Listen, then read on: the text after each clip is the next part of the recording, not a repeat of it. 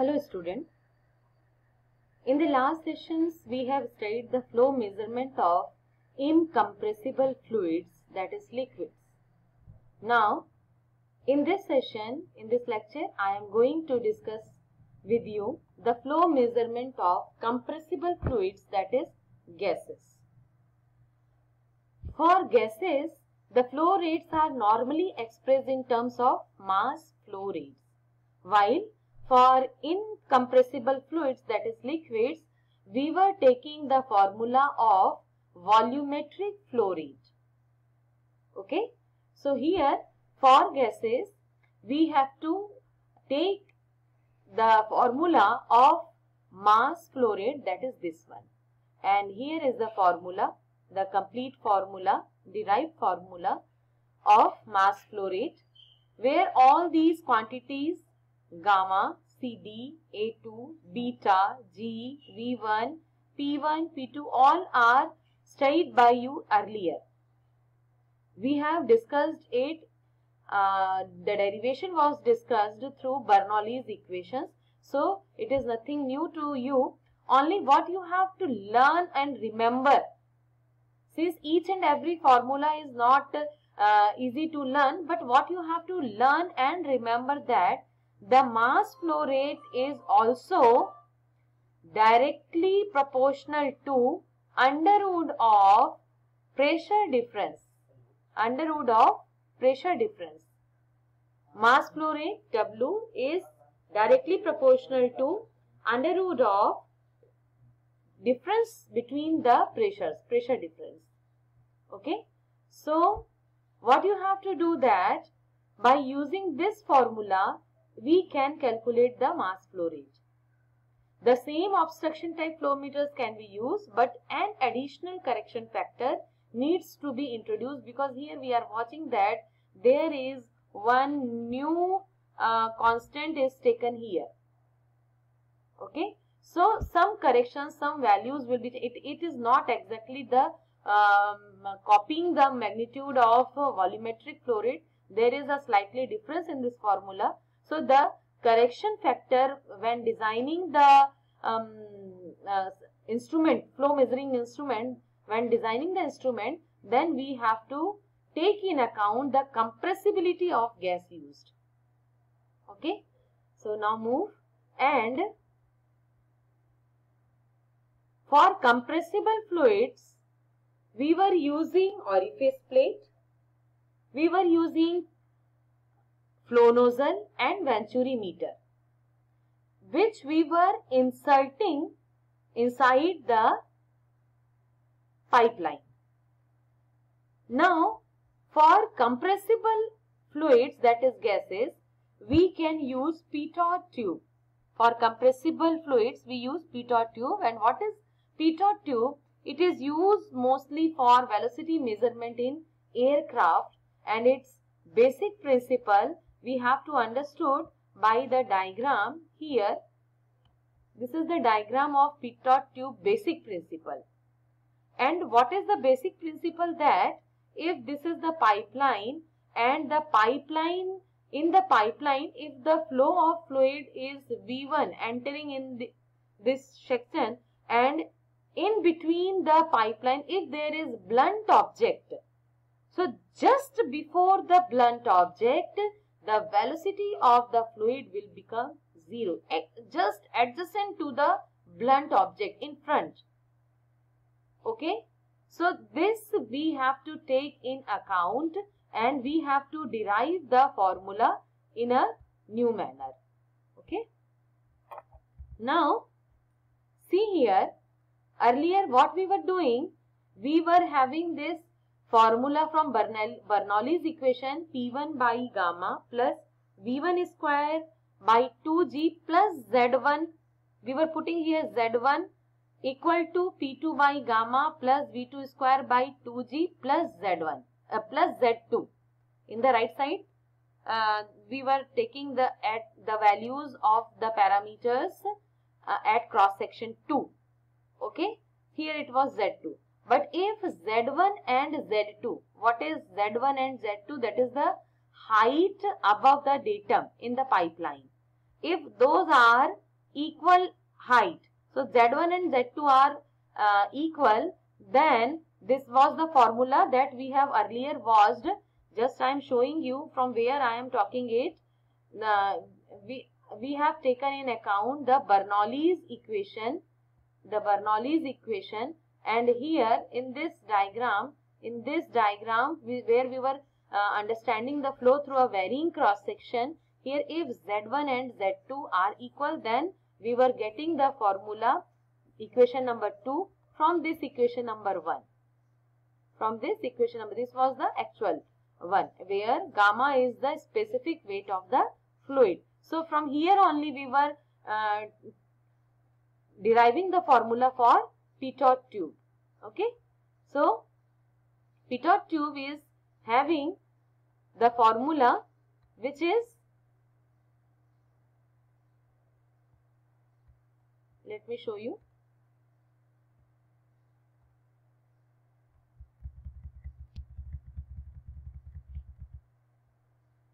This one.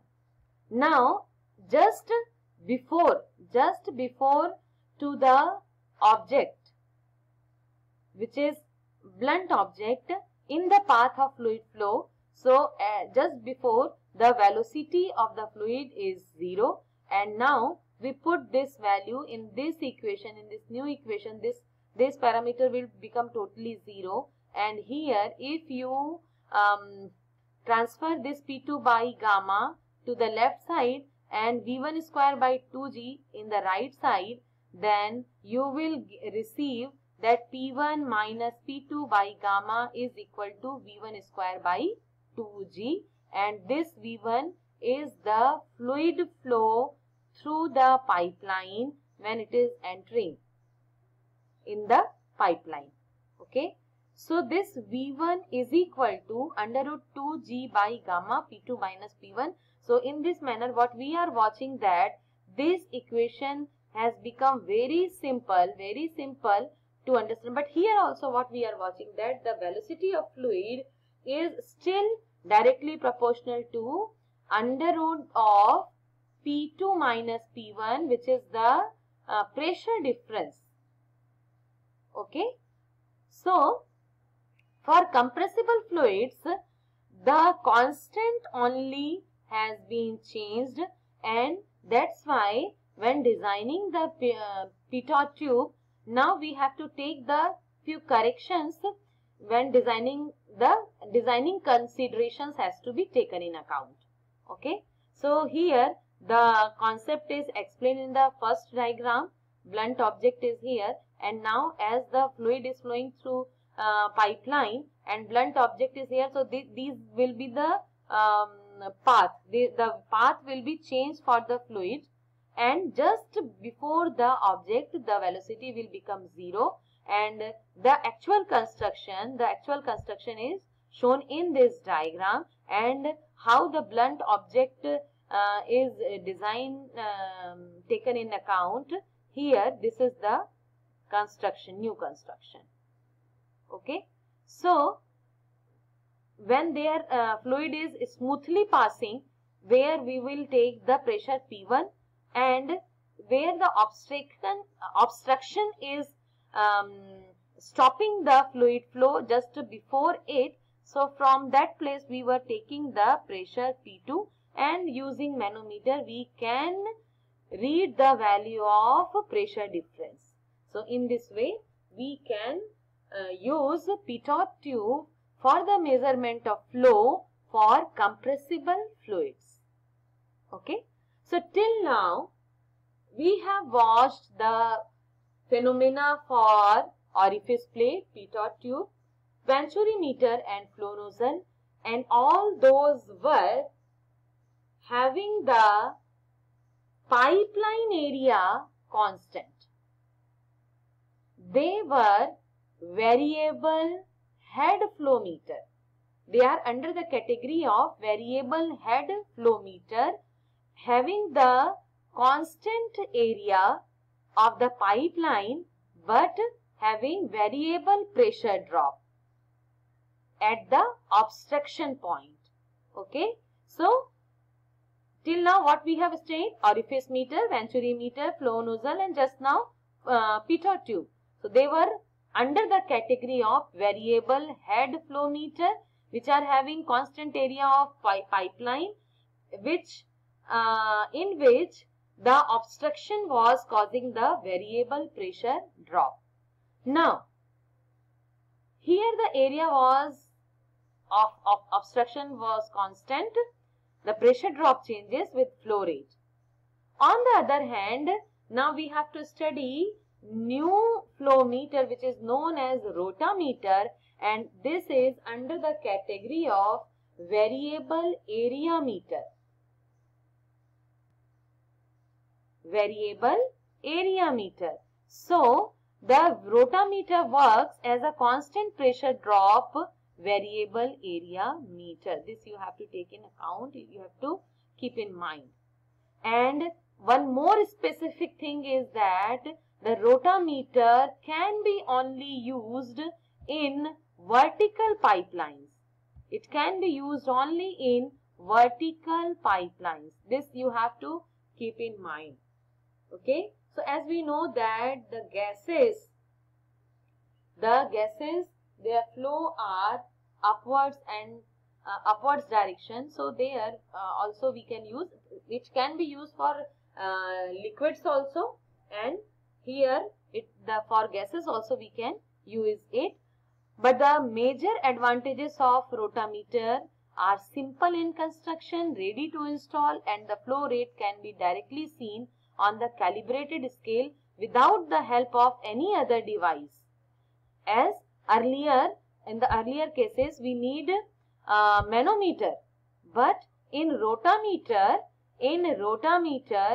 the flow rate can be directly seen on the calibrated scale without any differential pressure sensor.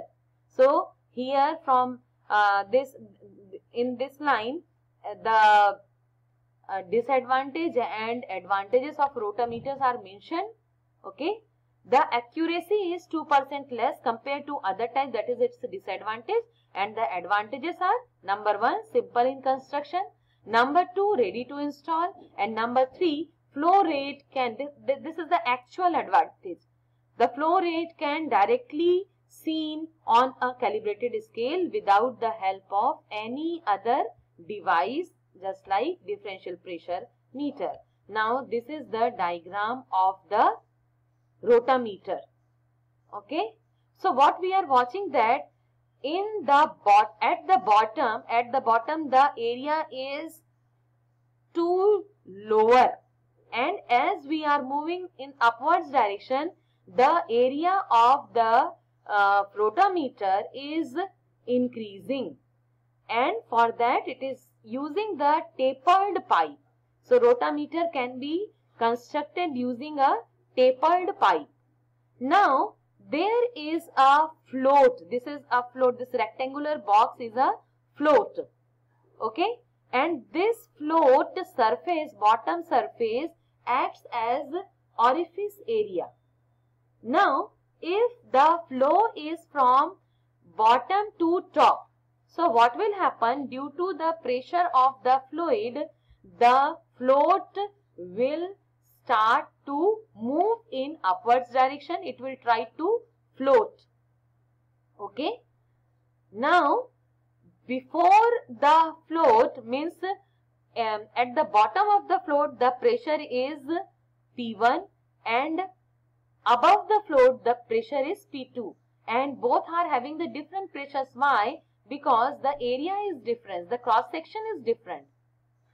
In downwards direction, at the bottom of the float, the area, cross section area is lower, while above the float the cross section area is greater. So there is a pressure difference. Okay. Now how we have to take account in the formula? The values are area of the float, that is AF, AT, area of the tube at the equilibrium condition. Equilibrium condition are explained in the dotted line. See here, it is in dotted line. Equilibrium condition when means P1 and P2 will be equal, then it is in equilibrium condition.